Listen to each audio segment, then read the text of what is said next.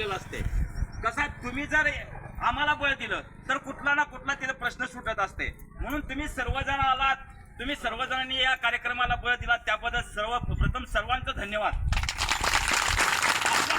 वेळ काढून आपल्या स्वखर्चानं कसा आहे हा कार्यक्रम कसा वारकऱ्याचा आहे, स्वखर्चानं कुठेही हाक मारली तिथे हजर राहायचं. कसं आहे एक पिंडी बांधल्यानंतर कसं होतं कुठलाही कार्यक्रम आणि त्यातलं एक चिपाट जरी काम केलं लगेच तुटतंय का नाही, आणि पिंडी बांधली तुटतंय का.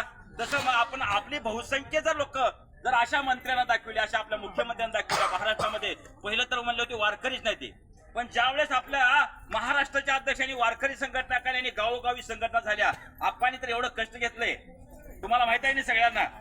आप्पांनी तालुक्यात सगळ्यात जास्त उच्चांक गाठलाय आणि त्यांना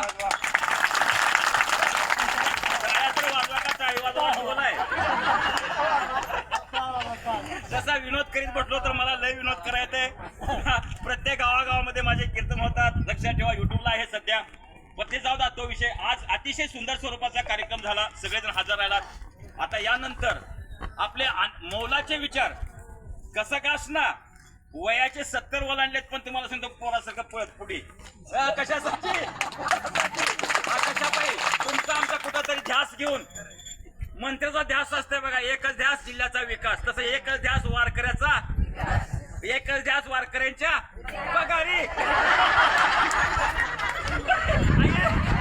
सगळं पगारी होऊन आणि तुम्ही पगारीची काळजी करू नका.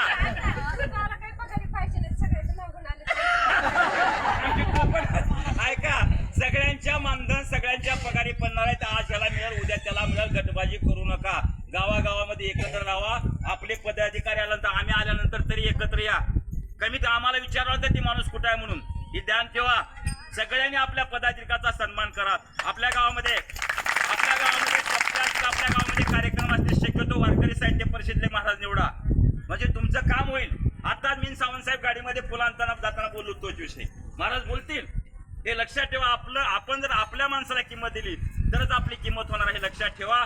एवढंच बोलतो. आणि आता आदरणीय आपल्या वरिष्ठ असणारे सर्वांचे आप्पा, लाडके आप्पा, नाही आप्पा वेळ नाही, आप्पा हे रोज मार्गदर्शन करतील.